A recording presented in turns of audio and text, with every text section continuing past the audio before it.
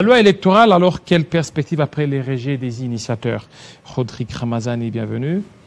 Bonjour Jean-David. Voilà, bienvenue à vous, monsieur Rodrigue Ramazani. Vous aviez crié, vous aviez pris presque tout le monde en haleine. C'est comme si vous aviez voulu un peu créer un peu de la manipulation par rapport à la population, leur disant qu'on a élagué la disposition des publications de bureau des votes par bureau des votes. Le premier vice-président de l'Assemblée nationale, André Mbata, a répondu que c'est faux. On n'a jamais élagué ces dispositions. Il y aura la publication des résultats des votes par bureau des votes. Effectivement, Jean-David, comme tous les Congolais, j'ai suivi le point de presse du premier vice-président de l'Assemblée nationale, à l'occurrence l'honorable Mbata, qui a affirmé que la proposition de loi de Jeu 13 qui prônait la publication de résultats bureau de vote par bureau de vote était retenue. Je crois que rapidement, j'ai couru vite pour chercher la proposition de loi qui est transmise en deuxième lecture après la commission PAJ, transmise en deuxième lecture au niveau du Sénat. Je suis entré en possession, j'ai lu pour voir évidemment, pour festoyer certainement. Parce que, attendez, une affirmation venant d'une si grande personnalité politique de surcroît, deuxième personnalité politique de l'Assemblée nationale, ça valait la peine. Mais après lecture, je constatais que c'était une contre-vérité. Contre-vérité. C'était une contre-vérité. Il n'y a pas une disposition dans ce document qui est transmis qui parle de la publication bureau de vote par bureau de vote. Par contre, moi, en lisant, j'ai constaté qu'il y avait d'abord le premier niveau d'affichage, c'était au niveau du bureau de vote. Lorsque nous terminons de voter, le bureau de vote, le président du bureau de vote a l'obligation d'afficher le premier affichage. Ensuite, il transmet le PV, distinct le PV de compilation, le PV auprès de centres de compilation, qui est à leur tour aussi transmettre pour un deuxième affichage et publication partielle. Il y a un troisième niveau de publication qui s'est fait au niveau de la centrale électorale, donc par le président de la CENI, qui lui, après publication, après avoir rendu public, c'est ça le terme qu'ils ont utilisé, après avoir rendu public le résultat, il renvoie ce résultat au niveau de bureau de vote qui affiche. Donc je ne sais pas d'où est-ce que l'honorable Mbata avait tiré cette affirmation pour dire que vous avez suivi, la publication bureau par bureau. L'affichage, affichage, publication, est-ce qu'il y a la différence? Oui. Pour le juriste, effectivement, parce que l'honorable Mbata nous a habitués à une terminologie que j'apprécie aussi, que tout juriste n'est pas publiciste, tout publiciste n'est pas constitutionnaliste. Je crois que pour tout juriste, les juristes savent la différence qui existe entre la publication et l'affichage. L'affichage, c'est pour des besoins de communication, pour la communication. Mais tandis que pour nous, lorsqu'on nous parle de la publication apporte le fait orga omnes, opposable à tous. Il y a une très grande différence pour nous. Ça a un sens.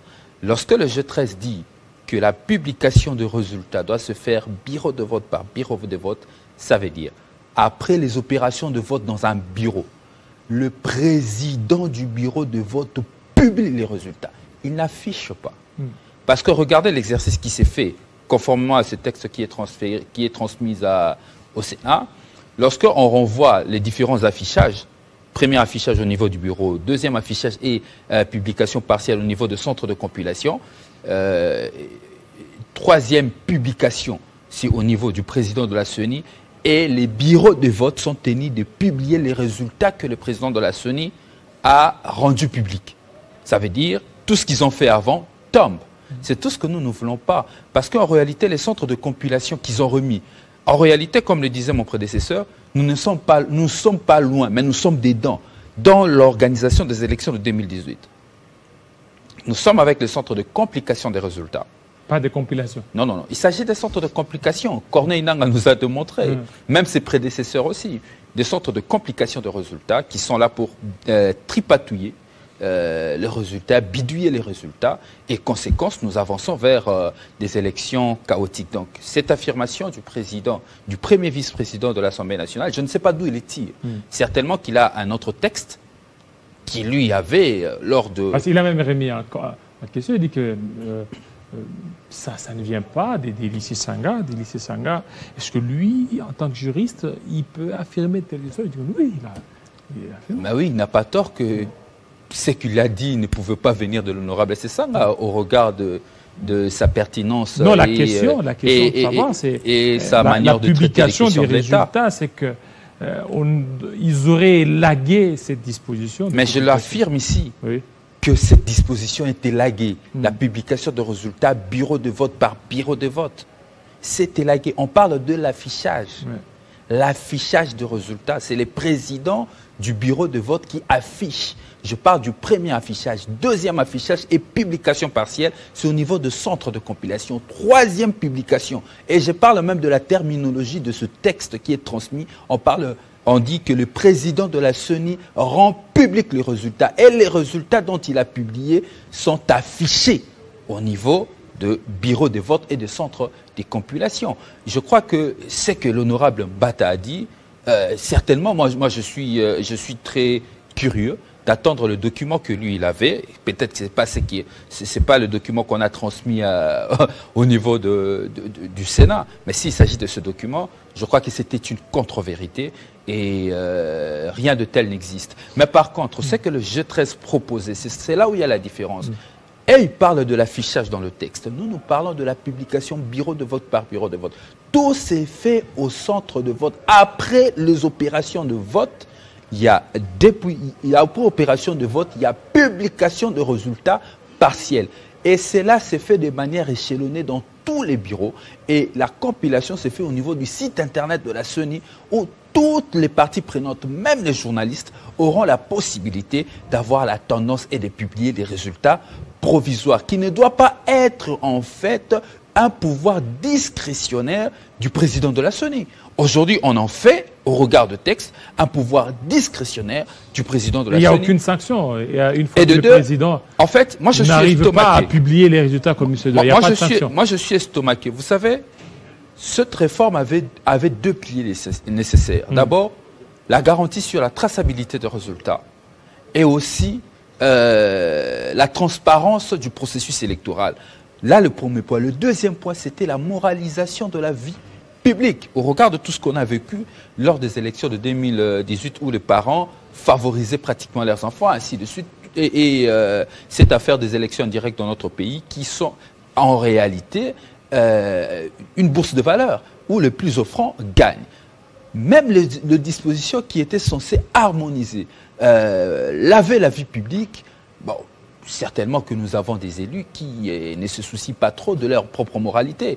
Lorsque nous suivons la bataille qu'il y a eu entre le président du Sénat et les présidents de l'Assemblée nationale lors du dernier congrès convoqué, cette bataille qui s'est soldée dans les insultes et dans les injures, je comprends que la moralisation même de la vie politique, les actuels députés, encore que Kabouya disait qu'il s'agissait des députés à la majorité nommés, certainement ce souci d'assainir la vie politique ne leur concerne pas. Mais ce n'est pas ça le nerf de la guerre. Le nerf de la guerre aujourd'hui, c'est la traçabilité des résultats, enfin de crédibiliser le processus électoral. C'est ça le combat que nous devons tous mener pour permettre finalement à ce pays de pouvoir regarder différemment l'avenir. Pourquoi nous décidons d'écrire l'avenir de ce pays avec un stylo qu'on appelle le passé? On a tout ce que lorsque vous regardez ce qui est transmis au niveau du Sénat, c'est inacceptable. C'est pourquoi nous, l'Envol, nous disons, il n'y a plus rien à attendre de ce Parlement qui en réalité est un groupe de travail de Félix Tshisekedi. C'est un groupe de travail de Félix Tshisekedi. Il n'y a rien à attendre. Il n'y a rien à attendre du Parlement. Aujourd'hui, nous devons revenir dans la rue avec le peuple. La preuve, le parti Envol le 2 juin, nous étions dans la rue à travers les 4 districts de la ville de Kinshasa pour dire non à la fraude électorale. Et cette population nous a suivis, cette population nous écoute. Vous étiez dans la rue pour dire non à la fraude ou pour soutenir les FARDC? Nous sommes sortis principalement pour dire non à la fraude électorale et subsidiairement soutenir nos FARDC qui se battent à l'est du pays. Parce qu'il s'agit d'une question d'intégrité de notre territoire, de notre souveraineté et de notre indépendance. Oui, mais nous ne pouvons pas ici élaguer que ce problème que nous avons aujourd'hui est due à la mauvaise gouvernance de Félix Tshisekedi, qui a engagé beaucoup de politiques publiques sécuritaires hasardeuses et qui étaient mal planifiées, conséquences, ainsi que sa diplomatie, qui nous a menés dans ces carcans, dans ces bourbiers où nous nous retrouvons en face du Rwanda, sur notre sol, et de l'autre côté, l'Ouganda, sur notre sol, en train de nous lancer des fatwas. Oui, revenons d'abord au niveau de la loi électorale, par rapport à votre marche. Vous aviez marché, vous aviez claqué la porte de l'Assemblée nationale, mais l'opposition aussi a claqué. La majorité, l'Union sacrée a voté. Et la loi a été transmise au niveau du Sénat. Vous ne voyez pas que c'est juste des efforts qui n'ont rien apporté? Non, il s'agit des efforts citoyens. Vous savez, dans l'histoire de ce pays, rien abouti. Une histoire récente de ce pays me ramène en 2015, lors des événements du 17, 18 et 19 janvier. Oui, le contexte est différent. Non, le contexte n'est pas différent. Le contexte est différent et même pendant ce temps-là, il y avait une certaine lassitude, mais pour le moment, vous voyez, vous êtes en train de tergiverser. Il n'y a pas cette dynamique-là pour certainement vous accompagner. Mais nous, l'envol, nous venons de lancer le premier mot d'ordre. Et nous allons continuer. C'est pourquoi j'appelle cette population de demeurer vigilants. Nous serons dans la rue encore une fois de plus pour que le Parlement, ce groupe de travail de Félix Tshisekedi, décide de rempuler et de respecter la volonté du peuple. Pour le dire que cette réforme du G13, accompagnée par l'envol, a été faite non pas pour les acteurs politiques, mais faite pour la population, afin de respecter le droit de vote de notre peuple. Chose que Félix Tshisekedi et son groupe qui est l'Union sacrée veulent confisquer à notre population. Il est temps aujourd'hui que notre peuple se lève pour récupérer son droit de vote. Tant que la question de la conquête et de l'accessibilité au pouvoir ne sera pas résolue dans ce pays, nous n'aurons jamais le temps pour discuter de vraies questions de développement. Je le dis et je le répète, nous avons l'expérience de 3 cycles électoraux. Kabila a passé son temps à chercher à conforter sa légitimité. Tshisekedi aussi arrivé au pouvoir, il a passé son temps à conforter sa légitimité au lieu de gérer les problèmes du pays. Et aujourd'hui, nous voulons refaire cette erreur pour ramener les pays vers ces murs. C'est pourquoi nous nous disons que très bientôt encore, alors très bientôt, le président de l'envol va lancer le 2e mot d'ordre pour demander à cette population de descendre encore dans la rue pour revendiquer ce droit. Si nous ne le faisons pas, nous confisquons carrément l'avenir de nos enfants. Félix Tshisekedi et son groupe de l'Union sacrée n'ont pas le droit de confisquer à la population son droit de vote. Merci beaucoup, M. Rodrigue Ramazani. Vous êtes déjà dans l'opposition, hein? Nous sommes dans l'opposition depuis le 30 octobre 2021. Merci beaucoup. Alors, nous allons parler cette fois-ci des infrastructures. Quelle politique pour désenclaver le Sud-Kivu? Olive Moudekeriza, tout de suite.